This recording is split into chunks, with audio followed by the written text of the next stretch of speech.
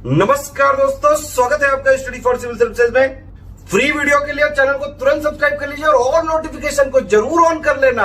हमारा फ्री वाला टेलीग्राम ये वाला ग्रुप जरूर से जरूर ज्वाइन कर लीजिएगा।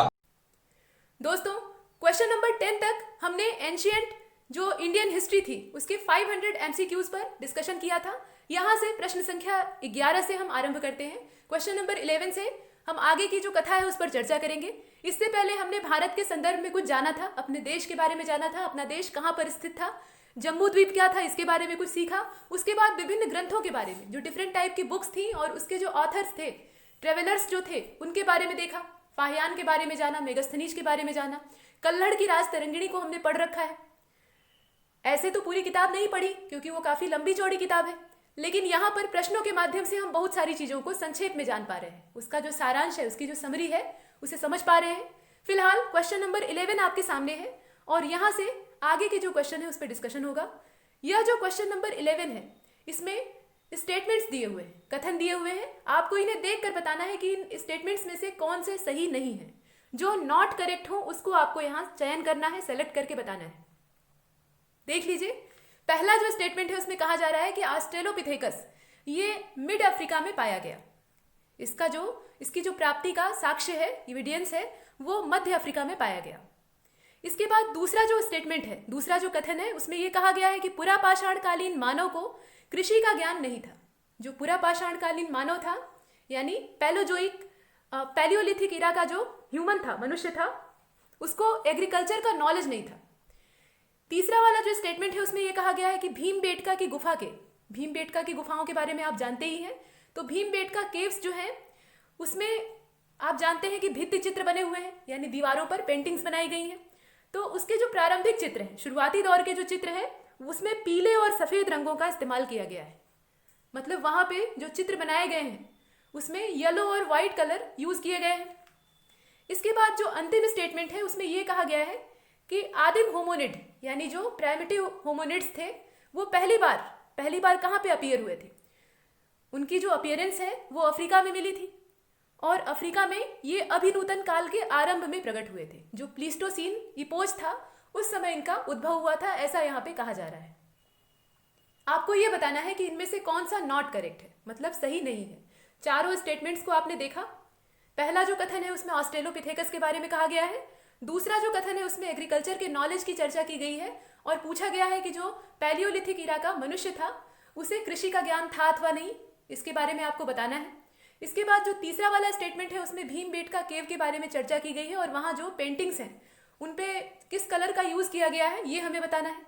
क्या वो येलो और व्हाइट कलर की है या कोई अदर जो कलर है वो भी यूज किया गया है।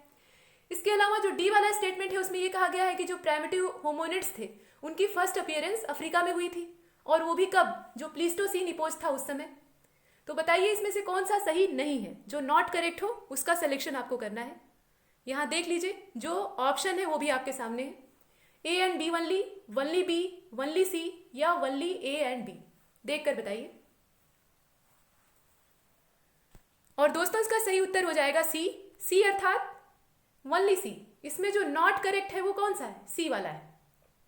देख लेते हैं सी वाला कौन सा है। तो ये भीमबेटका वाला जो स्टेटमेंट दिया हुआ है ये बिल्कुल गलत है। गलत इसमें क्या है, बाकी तो सही है। देखिए ऑस्ट्रेलोपिथेकस वाला भी करेक्ट है। इसके अलावा ये जो पैलियोलिथिक इरा के बारे में कहा गया है कि इस समय ह्यूमन को कृषि का नॉलेज नहीं था, एग्रीकल्चर का नॉलेज नहीं था, ये सही है। इसके बाद डी वाला भी बिल्कुल ठीक है कि प्राइमिटिव जो होमोनिड्स थे वो पहली बार फर्स्टली अपीयर्ड कहाँ पे हुए थे, अफ्रीका में हुए थे और उनका भी जो समय था वो प्लीस्टोसीन इपोज का था। यहाँ तक तो सही है, लेकिन सी वाला गलत है। अब गलत क्यों है, तो गलत इसलिए है क्योंकि यहाँ पर जो कलर दिए हुए हैं वो येलो और व्हाइट नहीं होंगे। भीमबेटका की दीवारों पर जो कलर हैं, मतलब जो कलर यूज किए गए हैं चित्रों को बनाने में, वो बहुत ही चटक हैं और पीले और सफेद जैसे हल्के रंगों का इस्तेमाल नहीं किया गया है। तो इनका रंग क्या था आइए देख लेते हैं और इसके आधार पे हमने इसमें जो ऑप्शन चुना है वो है सी वाला, वनली सी इसमें नॉट करेक्ट है। यानी भीमबेटका वाला स्टेटमेंट गलत है, बाकी जितने स्टेटमेंट हैं वो सही है। एक्सप्लेनेशन देख लेते हैं। तो देखिए, सबसे पुरानी चित्रकारी, जो सबसे मोस्ट एंशियंट पेंटिंग्स हैं, वो हमें यहाँ से प्राप्त होती हैं। कहाँ से प्राप्त होती है, जो भीमबेटका की केव है वहां से मिलती है। और ये कब की है, तो ये पुरापाषाण युगीन है, जो पैलियोलिथिक टाइम पीरियड है या इरा है, उस समय की ये पेंटिंग्स है, मतलब बहुत पुरानी है। और इसमें करीब 243 प्राकृतिक शैलाश्रय हैं, मतलब ये रॉक शेल्टर है, इसके अंदर पाए जाते हैं। और जिन रंगों का यूज किया गया है, जो कलर्स यहाँ इस्तेमाल किए गए हैं, वो ग्रीन है। इसके अलावा जो डार्क रेड कलर है वो इसमें यूज किया गया है, मतलब चटक रंगों का इस्तेमाल किया गया है जो कि आसानी से दिख जाए। तो प्राकृतिक रंगों का वो लोग यूज करते थे, जो नेचुरल कलर होते थे उन्हें यूज करते थे, और उसमें भी जो एकदम डार्क कलर होते थे यानी एकदम चटक होते थे और आपस में कंट्रास्ट होते थे, उनको यहाँ पे यूज किया जाता था। तो इसके आधार पे इसमें सी वाला जो आंसर होगा वो सही होगा और एक्सप्लेनेशन यही कहती है, बाकी जो है वो बिल्कुल ठीक है।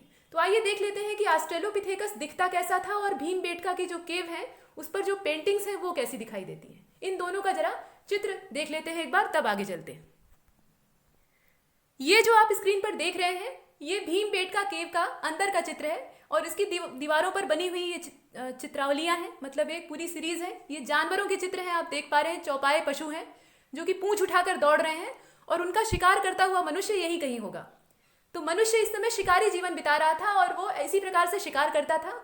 दैनिक जीवन में वो जो जो काम किया करता था, जिस प्रकार के क्रियाकलाप करता था, उसे चित्रों के रूप में खाली समय में यहाँ उकेरा करता था। कहने का मतलब ये है कि जैसे आप खाली समय में या तो टीवी देखते हैं या अपनी मन वाली कोई चीज करते हैं जो आपको पसंद होती है, जब आपके पास खाली समय होता है, कुछ भी जो आपको अच्छा लगता है वो आप करते हैं। तो मनुष्य भी अपने मनोरंजन के लिए ये साधन अपनाता था। वो खाली समय जब उसके पास होता था, जब व्यस्त होता था, तब तो वो शिकार करता था, अपनी जीविका का साधन जुटाता था, और जब खाली बैठता था तो इस प्रकार से वो कलाकृतियां बनाया करता था, चित्र बनाया करता था और उन्हें देखकर खुश होता था। तो ये कलाकृतियां हैं और इसमें जो रंगों का इस्तेमाल किया गया है वो या तो गहरे लाल रंग है, मतलब डार्क रेड कलर है, और नहीं तो ग्रीन कलर का भी कहीं कहीं यूज मिलता है। तो ये आपने चित्र देखे जो कि भीमबेटका के थे।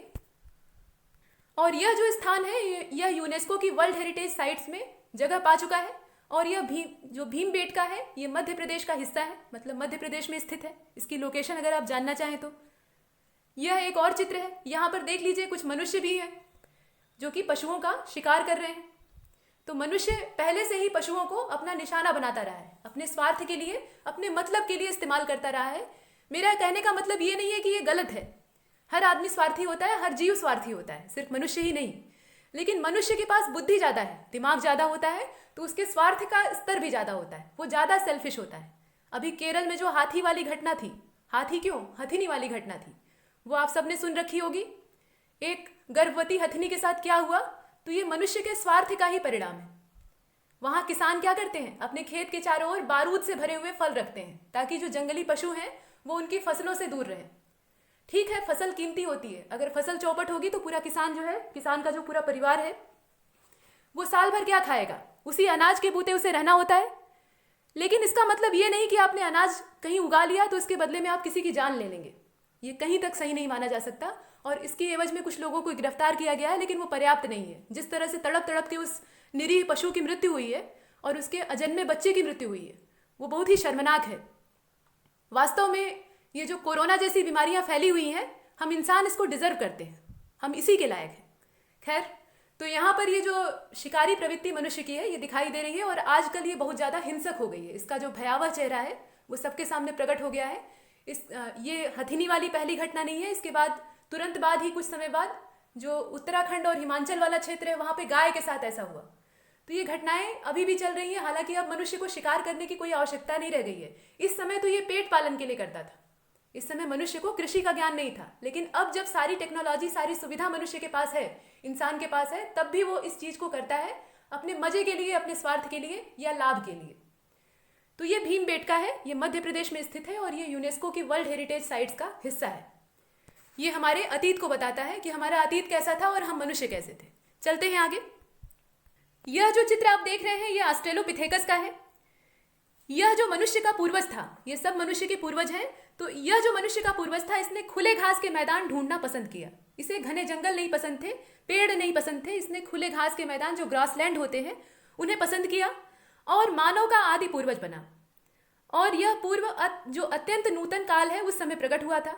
इससे पहले की अगर बात कीजिएगा तो रामापिथेकस का नाम आएगा, आज से करीब 2 करोड़ साल पहले। यह जो पूर्वज है यह समूह विभाजन की एक शाखा बन गया। इसके बाद और भी बहुत सारे नाम इसी रेंज में आते हैं। मतलब ऑस्ट्रेलोपिथेकस के बाद अगर आप मनुष्य के पूर्वजों को गिनना चाहेंगे तो उसमें होमो इरेक्ट्स आता है, इसके बाद निएंडरथल मानव आता है, तब हम जो बुद्धिमान मनुष्य हैं उनका विकास होता है, मतलब होमोसेपियंस का डेवलपमेंट होता है करीब आज से 30,000 साल पहले। तो हमारा इतिहास इतना पुराना भी नहीं है, हमसे पुराने और बहुत ज़्यादा प्राचीन जीव यहाँ पृथ्वी पर मौजूद हैं, लेकिन हम इंसानों ने कुछ समय में ही बहुत ज़्यादा तबाही मचा रखी है, और ये तबाही हमारे लिए ही सबसे ज़्यादा नुकसानदेह होगी, क्योंकि प्रकृति उसका हिसाब हम ही से मांगेगी और मांग भी रही है। तो ठीक है, आगे चलते हैं अगले प्रश्न की ओर। और आगे चलें इससे पहले कुछ इन्फॉर्मेशन हमारे कोर्सेज के रिगार्डिंग आइए पहले देख लेते हैं। तो दोस्तों, हमारे पेड कोर्सेज अलग अलग सिविल सेवा परीक्षाओं द्वारा संचालित होने वाली, मतलब सिविल सेवा परीक्षा कराने वाली संस्थाओं द्वारा संचालित होने वाली जो परीक्षाएं हैं उनके लिए आयोजित किए जाते हैं, चलाए जाते हैं। और ये जो कोर्सेज हैं ये टेलीग्राम के माध्यम से चलते हैं। अगर आप इनसे जुड़ना चाहते हैं और घर बैठे प्रीलिम्स के लिए, मेंस के लिए, या अपनी आंसर राइटिंग को आप तराशना चाहते हैं, या कोई वैकल्पिक विषय ऑप्शनल सब्जेक्ट आप तैयार करना चाहते हैं, तो आप जो ये कॉलिंग नंबर दिए हुए हैं, मोबाइल नंबर आपको दिख रहे हैं, इस पर संपर्क कर सकते हैं। 2 फोन नंबर है, अगर आप यहाँ फोन करेंगे तो आपकी जितनी भी जिज्ञासाएं हैं उनका समाधान हो जाएगा। फ्री वाला टेलीग्राम ग्रुप जो है जरूर ज्वाइन करिए। यह जो ग्रुप है स्टडी फॉर सिविल सर्विसेज के नाम से है, इसको आप सर्च करके ज्वाइन कर सकते हैं। एक और है only UPPSC by study for civil services, उसको भी ज्वाइन कर सकते हैं। ये दोनों जो ग्रुप है ये कंप्लीटली फ्री ऑफ कास्ट है, यहाँ कोई चार्ज आपसे नहीं लिया जाता, और जितने भी नोटिफिकेशन आप तक पहुँचते हैं वो आपके लिए ज़रूरी होते हैं, चाहे उसमें चैनल से जुड़ी हुई सूचनाएं होती हैं या फिर आपकी आयोग की जो परीक्षाएं होती हैं उससे संबंधित निर्णय या नोटिफिकेशन होते हैं। तो उससे आप हमेशा अपडेटेड रहेंगे, इसलिए इन्हें ज्वाइन कर लीजिए। यूट्यूब पर जितने भी वीडियोस आप देखते हैं वो कम्प्लीटली फ्री ऑफ कास्ट होते हैं, उनका कोई चार्ज आपसे कभी भी नहीं लिया जाता और न लिया जाएगा, भविष्य में भी नहीं लिया जाएगा। तो आप उनका पूरा लाभ उठाइए, वीडियोस को बार बार देखिए, सुनिए। अगर आपको अच्छा लगता है तो आप लाइक करिए, आप ठीक समझे तो शेयर करिए। अगर आपको अच्छा नहीं लगता है, आपको लगता है कि इसके अंदर कुछ कमियां हैं, तो आप कमेंट सेक्शन में बताइए कि आप किस तरह के सुधार चाहते हैं, आपको कैसा वीडियो चाहिए। ये कुछ बातें हैं, और चैनलों को सब्सक्राइब कर लीजिए। ट्विटर पे हमारी नई मुहिम चल रही है स्टडी फॉर सिविल सर्विसेज, अब ट्विटर पे भी उपलब्ध है, तो आप यहाँ भी हमसे जुड़ सकते हैं और जुड़े रहिए। ट्विटर पे तरह तरह के माइंड मैप्स आयोजित किए जाते हैं, पोल्स आयोजित किए जाते हैं, क्विजों का आयोजन किया जाता है। तो इन सब से आप संबंधित रहेंगे तो आप हमसे हमेशा टच में रहेंगे, जुड़ाव में रहेंगे, और जितनी भी सूचनाएं हैं वो आप तक पहुंचती रहेंगी। ये कुछ बातें हैं, अब चलते हैं आगे। क्वेश्चन नंबर 12 आपके सामने है। इसमें लिस्ट दी हुई है, 2 लिस्ट है, लिस्ट 1 और लिस्ट 2, दोनों को मैच करना है। लिस्ट 1 में कुछ चीज़ों के नाम दिए हुए हैं, जैसे कि पेबल उपकरण है, मतलब पेबल टूल्स है। इसके बाद बुर्ज होम है, बुर्ज होम एक जगह का नाम है। इसके बाद जो फलक कल्चर है या फलक संस्कृति है उसका नाम दिया हुआ है, और अंत में गिलुंड का नाम दिया हुआ है। अब आपको बताना है कि लिस्ट 2 में ये किससे मेल खाएगा, किससे इसका मैच हो पाएगा। नियोलिथिक कल्चर है, मिडिल जो पैलियोलिथिक पीरियड है उसकी बात की गई है। इसके बाद लोअर जो पैलियोलिथिक पीरियड है उसको लिखा गया है, और जो आहाड़ कल्चर था, आहाड़ सभ्यता थी, उसका नाम दिया हुआ है। आपको मिलाना है, मिलाकर देखिए इसका सही मिलान क्या होगा। और ये रहा आपका ऑप्शन 2, ए और बी यहाँ पर है और सी और डी यहाँ पर है। ये आपका ऑप्शन है और ये आपका क्वेश्चन है, देख लीजिए। तो देखिए दोस्तों, इसमें अगर आप कोई 2 जानते होंगे, किसी 2 का आप अगर सही मैच जानते होंगे तो आप इसे आराम से एलिमिनेट कर लेंगे। जैसे देख लीजिए बुर्ज होम, तो बुर्ज होम को आप नवपाषाण वाले से मिला लीजिए, यानी नियोलिथिक से मिला लीजिए, इसका सीधा संबंध नियोलिथिक से हो जाएगा। इसके बाद गिलुंड, ये जो है ये आहाड़ कल्चर से संबंधित है, तो ये पहले से ही मैच है, मतलब दूसरे का ए हो गया और चौथे का डी हो गया। तो दूसरे का ए और चौथे का डी, इसका मतलब या तो ए वाला हो सकता है या फिर नीचे चलते हैं, और कहीं ऐसा ऑप्शन दिया है, नहीं दिया है, माफ कीजिएगा, यहाँ या तो बी वाला हो सकता है, ए वाला कैसे होगा, ए वाला नहीं हो सकता क्योंकि दूसरे की बात की जा रही है। तो दूसरे का ए होगा, और यहाँ पर दूसरे की जगह बी दिया हुआ है, तो ए वाला नहीं होगा, बी वाला हो सकता है, क्योंकि बी वाले में दूसरे वाले के स्थान पे, जो सेकंड वाला है उसके स्थान पे ए दिया हुआ है, नियोलिथिक कल्चर, और जो फोर्थ वाला है उसके स्थान पर डी दिया हुआ है, यानी आहाड़ कल्चर, तो बी हो सकता है। बाकी जो 2 विकल्प हैं उस पर विचार कर लेते हैं, देख लीजिए। अब इसमें से जो सी और डी है वो हो सकते हैं, देख सकते हैं आप, इसमें दोनों ही नहीं मेल खा रहे हैं। इसका मतलब सीधा है कि इसमें बी वाला जो ऑप्शन है वही सही है, CABD। इसका जो सही मिलान होगा वो CABD होगा। इसका आंसर देख लेते हैं, बी वाला होगा, मिला लीजिए CABD के हिसाब से। तो देखिए इसका ये वाला सही है, पहले वाले का सी हो जाएगा, यानी पेबल टूल का लोअर जो पैलियोलिथिक पीरियड है उससे मिला लेंगे। इसी प्रकार से जो बुर्ज होम है उसको नियोलिथिक से मिला लीजिए। इसके बाद जो फलक कल्चर है उसको आप किससे मिलाइएगा, उसे आप मिलाइएगा मिडिल जो पैलियोलिथिक पीरियड है उससे, और गिलुंड यहाँ पे मिलाने की आवश्यकता ही नहीं है, पहले से ही मैच है, आहार कल्चर से इसका संबंध होगा। तो ये आपने इसे मैच कराया और इसका जो ऑप्शन होगा वो बी वाला करेक्ट होगा। ये था हमारा क्वेश्चन नंबर 12। अब चलते हैं 13 की ओर। 13वें प्रश्न में यहाँ पूछा गया है कि कौन सा पेयर करेक्टली मैच है। यहाँ पर 3 पेयर दिए हुए हैं, आपको बताना है कि इनमें से कौन सा या कौन से एक से ज्यादा भी करेक्टली मैच हो सकते हैं। तो सही सुमेलित कौन सा है देख लीजिए, ए, बी और सी दिया हुआ है। इसमें जो सही सुमेलित हो उसको आपको बताना है। तो पहला है प्री हिस्टोरिका इंडिया, ये बुक का नाम है। जितनी भी बुक्स हैं उनके नाम यहाँ एक साइड में यानी लेफ्ट साइड में दिए हुए हैं और राइट साइड में उसके जो ऑथर हैं उसका नाम दिया हुआ है। तो प्री हिस्टोरिक इंडिया ये बुक का नाम है, सामने इसके ऑथर का नाम दिया हुआ है स्टुअर्ट पिगट। इसके बाद जो बी वाला है उसमें दिया हुआ है प्री हिस्टोरिका टाइम्स, इसके जो ऑथर है उसका नाम दिया हुआ है जॉन लुबॉक।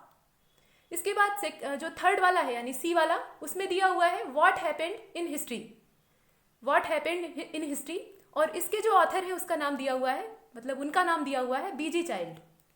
तो 3 किताबें हैं, 3 लेखक हैं और तीनों यहाँ पर सुमेलित हैं। यही आपको बताना था कि ये करेक्टली मैच्ड हैं या नहीं। तो ये तीनों ही करेक्टली मैच्ड हैं और इसलिए इसका जो ऑप्शन होगा वो डी वाला करेक्ट होगा, यानी ऑल। ऑल जो है इसमें सही है। मतलब प्री हिस्टोरिक इंडिया इस बुक के जो ऑथर हैं वो स्टुअर्ट पिगट है, वैसे ही प्री हिस्टोरिक टाइम्स इसके जो ऑथर हैं वो जॉन लुबॉक है, और व्हाट हैपेंड इन हिस्ट्री इसके जो ऑथर हैं वो बीजी चाइल्ड है। ये करेक्ट है। अब इसके बाद जो 14 नंबर का क्वेश्चन है उसकी ओर चलते हैं, मतलब 14वें नंबर के प्रश्न की ओर। जो 14वें नंबर का प्रश्न है इसमें थोड़ी सी मिस्टेक है, थोड़ा सा मिसप्रिंट है, इसको पहले सुधार लेते हैं, उसके बाद तब आगे चलते हैं। इसमें देखते हैं इसे, यहाँ जो नॉट करेक्ट लिखा हुआ है ये नॉट शब्द यहाँ से हटा लीजिएगा। यहाँ पर करेक्ट जो स्टेटमेंट है उसको हमें सेलेक्ट करना है और उसके आधार पे उत्तर ढूंढना है। तो पहले देख लेते हैं स्टेटमेंट क्या है। यहाँ नॉट को आप रिप्लेस कर लीजिएगा। अब देखिए स्टेटमेंट को पहले। जो फर्स्ट स्टेटमेंट है उसमें ये कहा गया है कि जोरवे के भांड, यानी जो जोरवे की पॉटरी हुआ करती थी या पॉट हुआ करते थे, वो रेड कलर पे, उनका जो कलर होता था वो कैसा होता था, रेड होता था, और उस पर ब्लैक कलर से यानी काले रंग से रंगाई की गई रहती थी या पॉलिश किया गया रहता था। कहने का मतलब ये है कि जो उनका बेस होता था वो रेड कलर का होता था और उस पर ब्लैक कलर से पॉलिश होती थी। और इनके जो बर्तन होते थे वो बीक्ड होते थे, मतलब इसमें जो वेसल्स होते थे उनमें टोटियाँ लगी होती थी। जैसे नल में टोटी होती है वैसे ही इसमें टोटीदार बर्तन पाए जाते थे।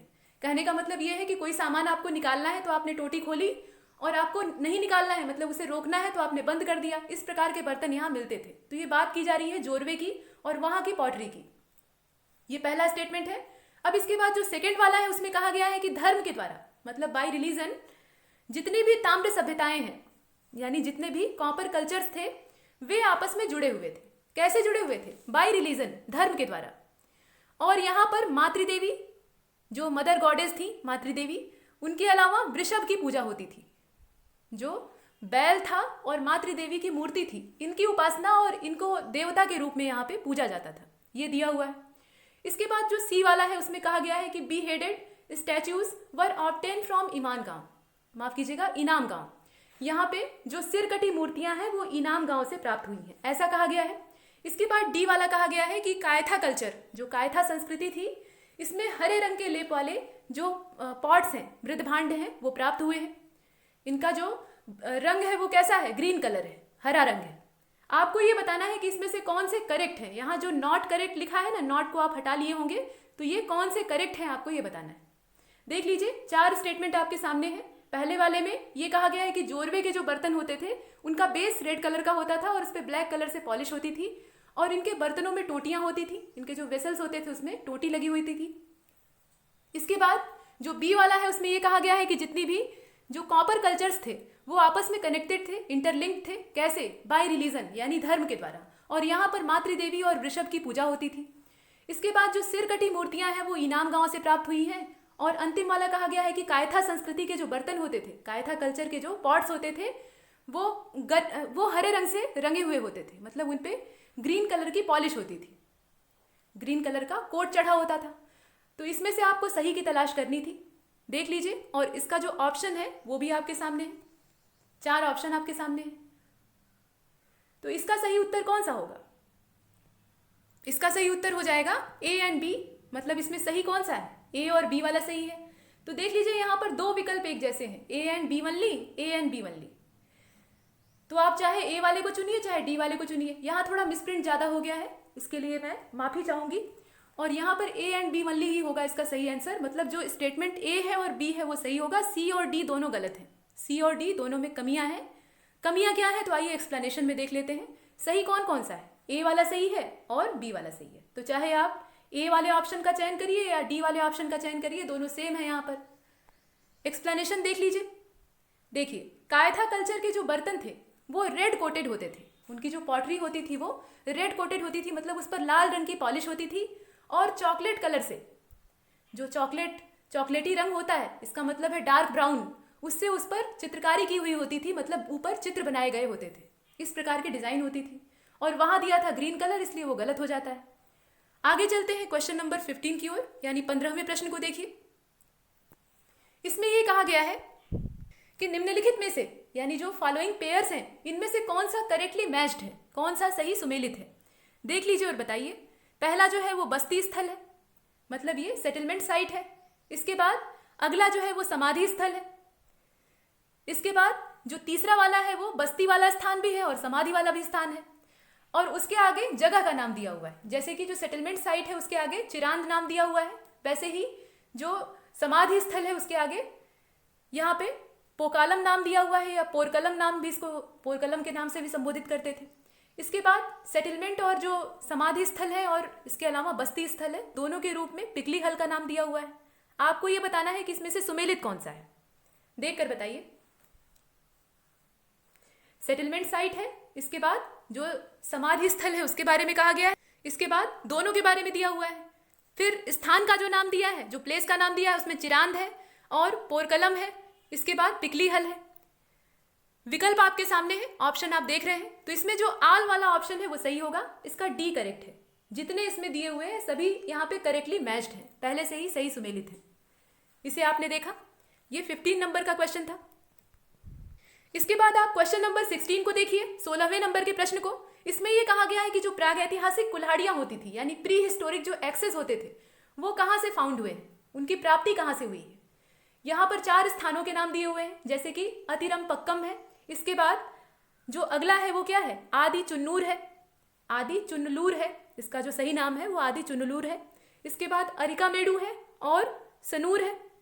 ये 4 स्थानों के नाम है। आपको ये बताना है कि जो प्री हिस्टोरिक एक्सेस होते थे वो कहाँ से मिले, इन कुल्हाड़ियों की प्राप्ति, एक्सेस की प्राप्ति कहाँ से हुई है, देख कर बताइए। 4 विकल्प आपके सामने हैं और प्रश्न भी दिख रहा है।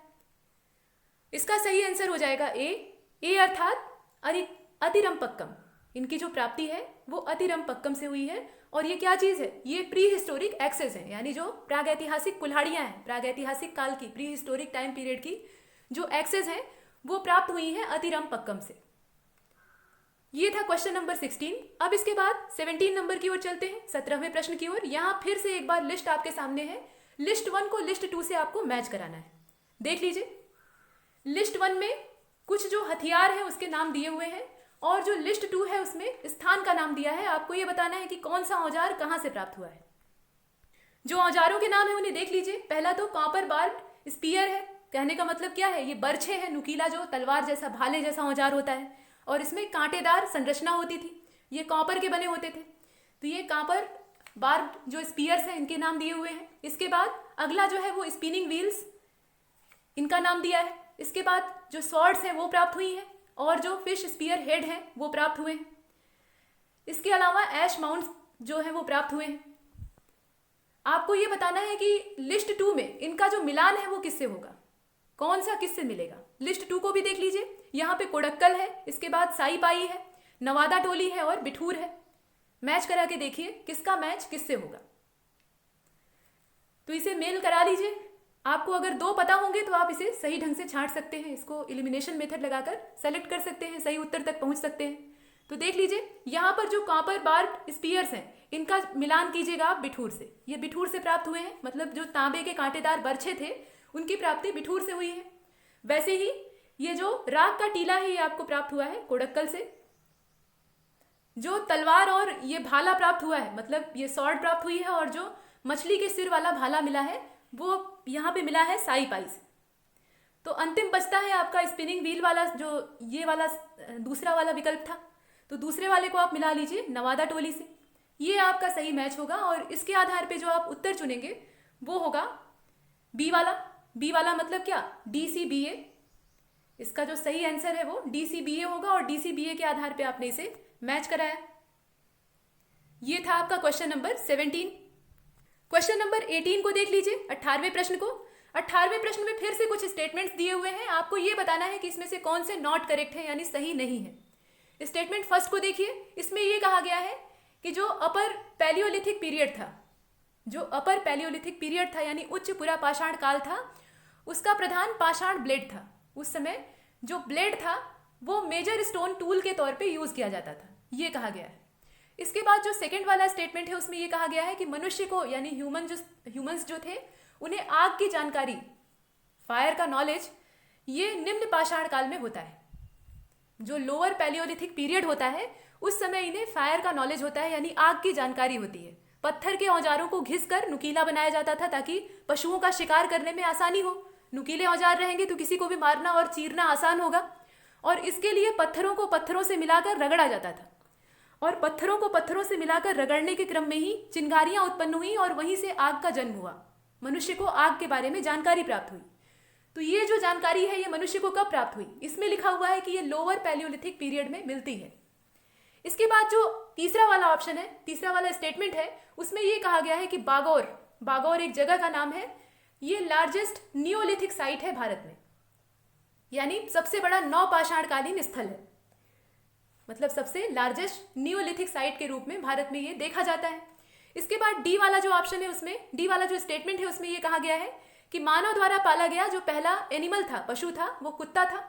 यानी मनुष्य के द्वारा पालतू बनाया जाने वाला, पेट के तौर पे यूज किया जाने वाला, रखा जाने वाला जो पशु था वो कुत्ता था।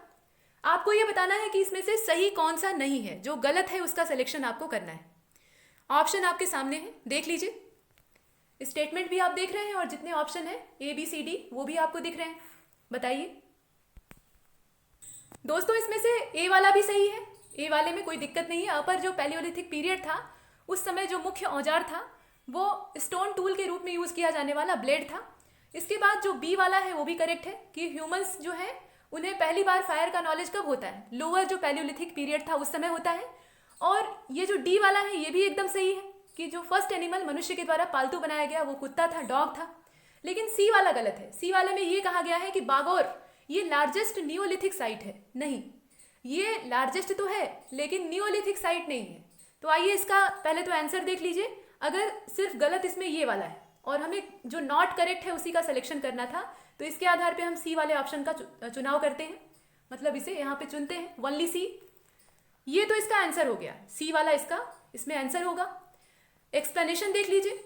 तो मनुष्य के द्वारा पालतू बनाया जाने वाला जो सबसे पहला पशु था, मतलब फर्स्ट एनिमल था, वो कुत्ता था। और इसका एविडेंस हमें कहाँ से मिलता है, जो बुर्ज होम साइट थी वहां पे मनुष्य के शव के साथ कुत्ते को दफनाए जाने का एविडेंस प्राप्त होता है। यानी जो मालिक था उसके साथ जिंदा ही कुत्ते को दफन कर दिया जाता था।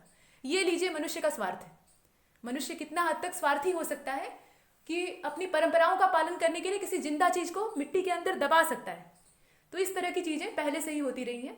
तो यहाँ पर मनुष्य के मरे हुए इंसान के साथ उसके कुत्ते को जिंदा ही दफन कर दिया जाता था। तो ये साक्ष्य प्राप्त हुआ है। इसके बाद जो बागौर के बारे में कहा गया है इसको जान लीजिए।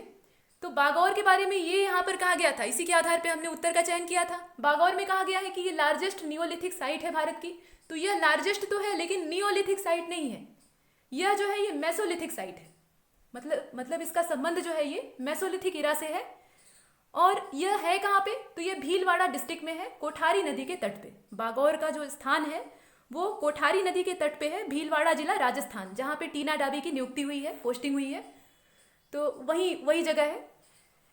ये आपने देखा और इसके आधार पे हमने इसमें चयन किया है सी वाले का। मतलब बागौर जो है ये नियोलिथिक नहीं है बल्कि मेसोलिथिक साइट है। भारत में ये सबसे बड़े स्थान के तौर पे जाना जाता है। बाकी सब जो है वो सही है, ए बी और डी वाला, सी वाला गलत है। इसके बाद क्वेश्चन नंबर 19 की ओर चलते हैं। 19वें प्रश्न को देखिए। Consider the following statements. यहाँ भी स्टेटमेंट्स दिए हुए हैं, आपको इसमें से चुनाव करके बताना है। और क्या बताना है, तो ये बताना है कि कौन सा सही है। यहाँ पे नॉट करेक्ट नहीं लिखा है, यहाँ लिखा है करेक्ट। तो इसका मतलब यह है कि आपको करेक्ट का सिलेक्शन करना है। देख लीजिए स्टेटमेंट पहले।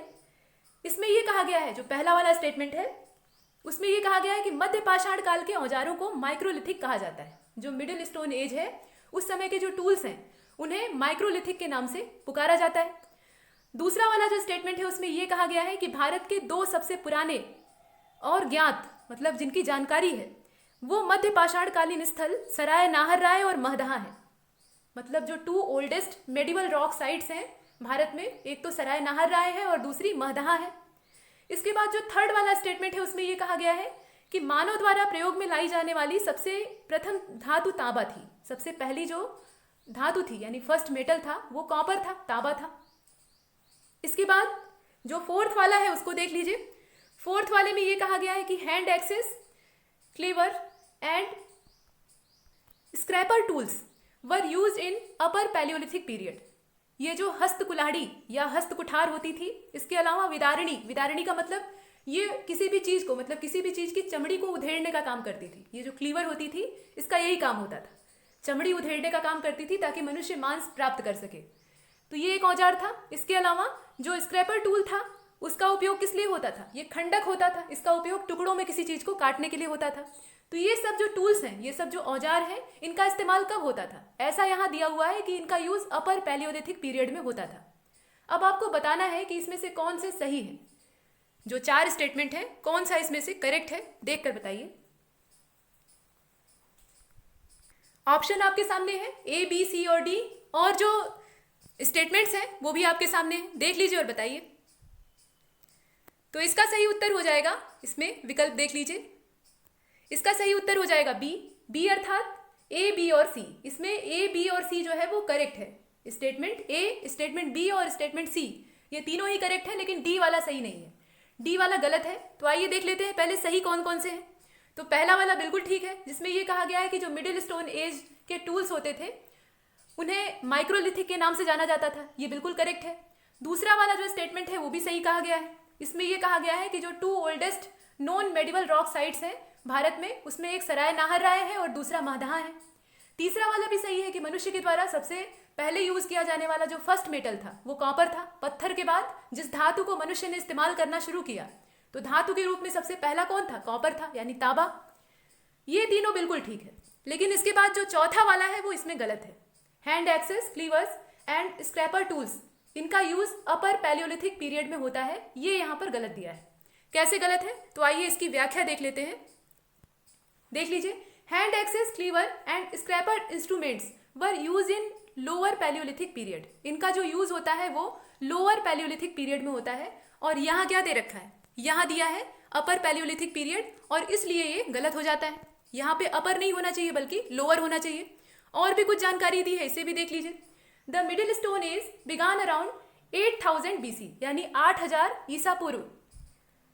ईसा के जन्म से या ईसा मसीह के जन्म से 8000 साल पहले ये जो मिडिल स्टोन एज है इसकी शुरुआत होती है। और इस समय के जो टूल्स होते हैं ये छोटे छोटे पत्थरों से बनाए जाते हैं। इनका इस्तेमाल, मतलब इन्हें बनाने की जो प्रक्रिया है उसमें छोटे छोटे पत्थरों का इस्तेमाल किया जाता है। और यही वजह है कि इसके जो औजार हैं, इस समय के जो औजार हैं, जो टूल्स हैं, उन्हें माइक्रोलिथिक के नाम से जाना जाता है। तो ये चीजें हैं। ये क्वेश्चन नंबर 19 था और इसका जो आंसर होगा वो बी होगा, यानी only A, B and C। इसमें जो डी वाला है वो इनकरेक्ट है, यहाँ पे अपर नहीं बल्कि लोअर होगा। चलते हैं क्वेश्चन नंबर 20 की ओर, यानी 20वें प्रश्न की ओर। Consider the following statements. यहां भी 4 स्टेटमेंट्स हैं। पहला जो स्टेटमेंट है उसमें यह कहा गया है, ये 20वां प्रश्न है, और इसमें जो चौथा स्टेटमेंट है, मतलब पहले से लेकर चौथे तक, उनको देखते हैं। फर्स्ट वाले को देखिए, प्रारंभिक स्तंभ गर्त, जो अर्लीस्ट पिलर्स हैं वो रिसीव हुए हैं कहाँ से? सराय नाहर राय से और महदहा से। ये जो स्तंभ गर्त है, गर्त का मतलब होता है गड्ढे, तो यहाँ पर गड्ढों के अंदर स्तंभ बनाकर जो संरचनाएं बनाई गई थी उसकी बात की जा रही है। तो इस प्रकार के जो पिलर्स हैं वो मिले हैं सराय नाहर राय से और महदहा से। इसके बाद जो बी वाला है स्टेटमेंट, उसको देख लीजिए। इसमें यह कहा गया है कि नियोलिथिक शब्द का सबसे पहले यूज करने वाले जो व्यक्ति थे वो स्टुअर्ट पिगट थे। नियोलिथिक वर्ड का या इस टर्म का यूज करने वाले, फर्स्ट बार इसको यूज करने वाले जो व्यक्ति थे वो स्टुअर्ट पिगट थे।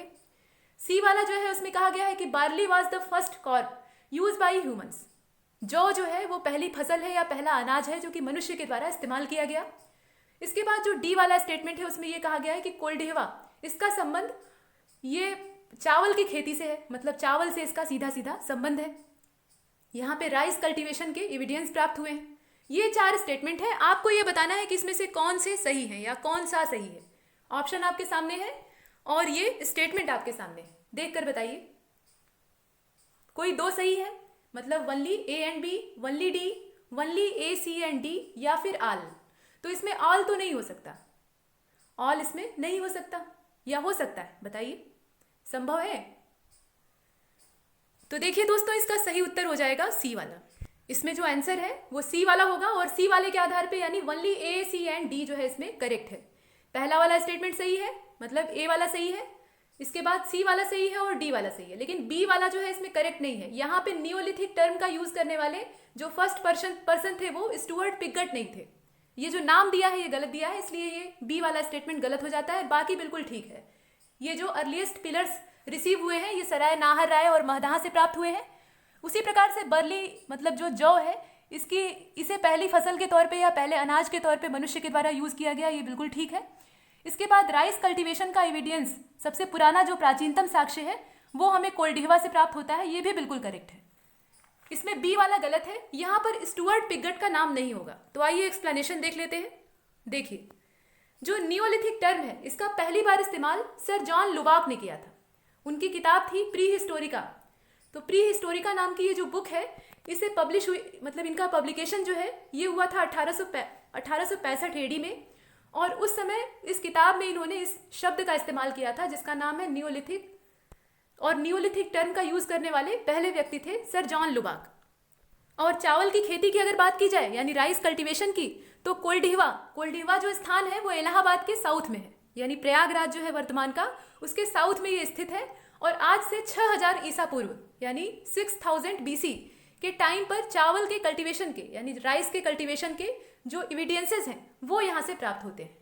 तो ये जो है ये विश्व में सबसे प्राचीनतम साक्ष्य है, मतलब विश्व में सबसे पहले चावल की खेती यहाँ पे होनी शुरू हुई थी ऐसा माना जाता है। और इसका एविडेंस हमें यहाँ से प्राप्त होता है। इस जगह का नाम है कोल्डिहवा और ये इलाहाबाद के साउथ में स्थित है, यानी प्रयागराज के साउथ में सिचुएटेड है। यहाँ तक हमने 20 क्वेश्चनों पे चर्चा की है। आगे के जो क्वेश्चन है वो अगले वीडियो में। इस लेक्चर में इतना ही और तब तक के लिए नमस्कार।